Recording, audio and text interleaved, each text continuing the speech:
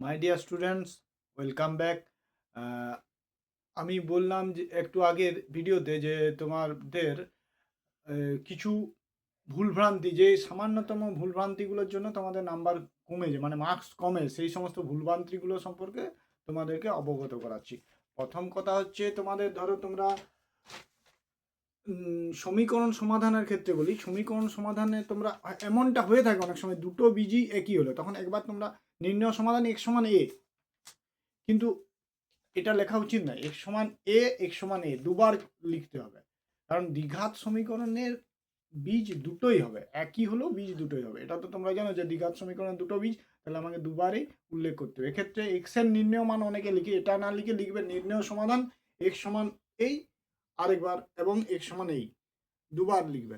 ঠিক আছে, আরেকটা কথা বলছি, একক সম্পর্কে কথা বলছি। পরিমিতি বা পাটিগণিতের ক্ষেত্রে এককগুলো খুব সতর্কভাবে লিখবে। আর পরিমিতির অঙ্ক করার ক্ষেত্রে তোমার মনে করো কোনো তুলনা করতে হবে, সেখানে এককের সেটিংটা আগে দেখে নেবে। এদিকে যদি মানে এক সাইডে তোমার ডেসিমিটার আছে, আরেকদিকে মিটার আছে, এগুলো তোমরা সতর্কভাবে দেখবে এবং চেক করে নেবে। আগে সমস্ত এককগুলোকে একই করে নিয়ে চলে আসবে, তাহলে অঙ্কটা করার ক্ষেত্রে সুবিধা হবে এবং ভুল হবে। অনেকে এককটা পরিবর্তন না করে না করে দেয় অঙ্ক দিয়ে, শেষ পর্যন্ত মেলাতে পারে না, উত্তর ভুল হয়ে যায় আর কি। আর আরেকটা কথা হচ্ছে, সেটা বড় ব্যাপার হচ্ছে এই যে পরিমিতির ক্ষেত্রে পিআরটি সমান 100, এই মানে পিআরটি বাই 100 সমান আই, যে ফর্মুলা দিয়ে অঙ্ক করা হয়, এক্ষেত্রে আর এর মান এক্ষেত্রে মনে করো আর এর মান 5 হয়ে যেত, এটা কেউ লিখে ফেলবে আর এর মান আর সমান 5%। সমীকরণের ক্ষেত্রে কিন্তু এমনটা করা উচিত নয়, কোনো পার্সেন্ট, কোনো একক, এগুলো লেখা উচিত নয়। 5 আর সমান 5, আর আর পার্সেন্ট সমান 5%, এক্ষেত্রে আর সমান 5% লেখাটা সম্পূর্ণ ভুল।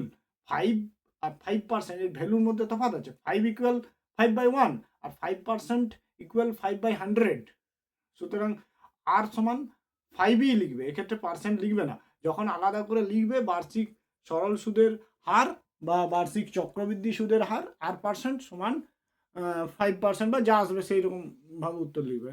ঠিক আছে, কিন্তু সমীকরণ সমাধানের মতন যখন জায়গাটাই করছো, তখন কিন্তু আর সমান 5এই লিখবে, বা আর সমান যে মান আসবে সেই মান লিখছো। ঠিক আছে, আর অনেক ক্ষেত্রে কি করা হয়, a x square plus b x plus c সমান 0, এরকম একটা সমীকরণে বীজদ্বয় দুটো সংখ্যার অনুপাত দেওয়া আছে।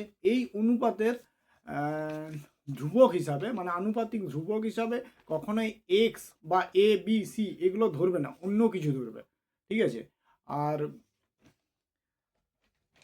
আর অনেক ক্ষেত্রে কি হয়, ধরে নেব অনুপাতের একটা অনুপাত, ধরো অনুপাতে দুটি রাশি বা তিনটি রাশি, এই মানটিতে মনে করো কি হয়, এই মানটি মনে করো এমন এসছে 9/25, তো অনেকে কি করে বসে 9:25, মানে 9:25 আছে, এটাকে কি করে অনেকে আবার উভয় পদের মানে অনুপাতের উভয় রাশির বর্গমূল করে নেয়। এটা কিন্তু উচিত নয়। আসলে অনুপাতের উভয় রাশিকে আমরা একই সংখ্যা দিয়ে ভাগ করতে পারি, গুণ করতে পারি, কিন্তু উভয় রাশির বর্গমূল করা যায় না, বর্গও করা যায় না।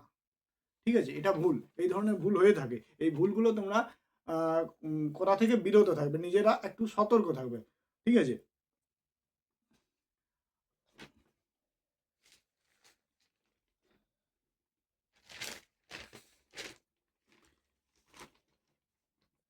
আর অঙ্কের যেগুলো প্রশ্ন যেমন থাকে যেগুলোতে, সেই প্রশ্নের শেষ ফিনিশিং অ্যান্সার অবশ্যই লিখবে। ফিনিশিং অ্যান্সারটা অবশ্যই লিখতে হবে, কারণ ফিনিশিং অ্যান্সার যেমন হাইট অ্যান্ড ডিস্টেন্সের ক্ষেত্রে ফিনিশিং অ্যান্সার, পাটিগণিতের বড় অঙ্কের 5 মার্কসের ক্ষেত্রে ফিনিশিং অ্যান্সার, এই মানে প্রত্যেকটা অঙ্কের যেগুলো ফিনিশিং অ্যান্সার জরুরি, সেগুলোর ক্ষেত্রে ফিনিশিং অ্যান্সারটা লিখতেই হবে। 2 নম্বর মানে 2 মার্কসের এসে কিউগুলোতে ফিনিশিং অ্যান্সার লিখতে হবে, এরকমভাবে। হ্যাঁ, আর সংখ্যাগুরুমান, মধ্যমান বা গড়, এক্ষেত্রে অনেক সময় দেখা যায় কোনো একটা নির্দিষ্ট রাশির একক দিয়ে উল্লেখ থাকে, সেক্ষেত্রে কিন্তু তোমাদেরকে শেষে এককটা লিখতেই হবে, না হলে কিন্তু মার্কস কমবে। এককের ব্যাপারে সাবধান থাকবে, এককটা কিন্তু ওক্ষেত্রে লিখতেই হবে। আর অঙ্ক, পরিমিতি বলো, পাটিগণিত বলো, বা সংখ্যা রাশি বিজ্ঞানের অঙ্ক, এগুলো ক্ষেত্রে আমাদের সূত্র উল্লেখ করে করলেই ভালো হয়। আর এর সঙ্গে যে আমরা সূত্রগুলোর জন্য যে চিহ্নগুলো ব্যবহার করব, সেগুলোর কোনটার কত মান পাশে লিখে দিলে খুবই ভালো হয়। হুম, লিখতে হবে, লিখলে ভালো হয়, মানে লিখতে হবে এগুলো। হুম,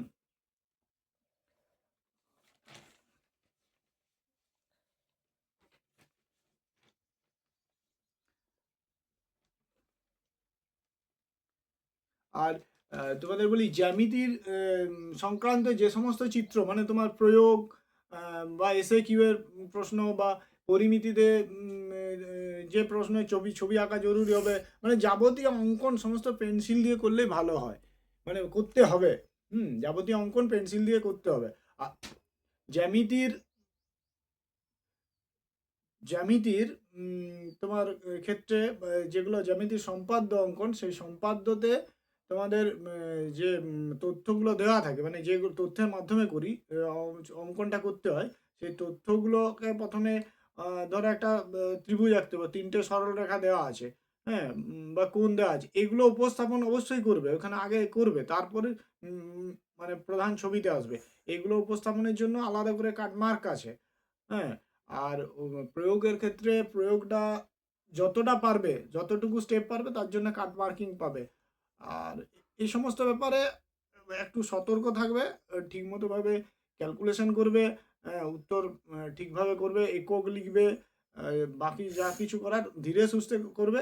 কোনো রকম মানে কোনো রকমভাবে আর কি বিভ্রান্ত হবে না কোনো বিষয়ে, বা নিজে কোনো রকম ডিপ্রেশনে যাবে না, সবসময় খুশি মনে থাকবে, হ্যাঁ।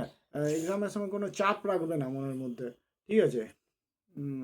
আচ্ছা, ঠিক আছে, ভালোভাবে পরীক্ষা দিও, আশা করছি তোমাদের রেজাল্ট ভালোই হবে। প্রত্যেকের সফলতা কামনা করছি।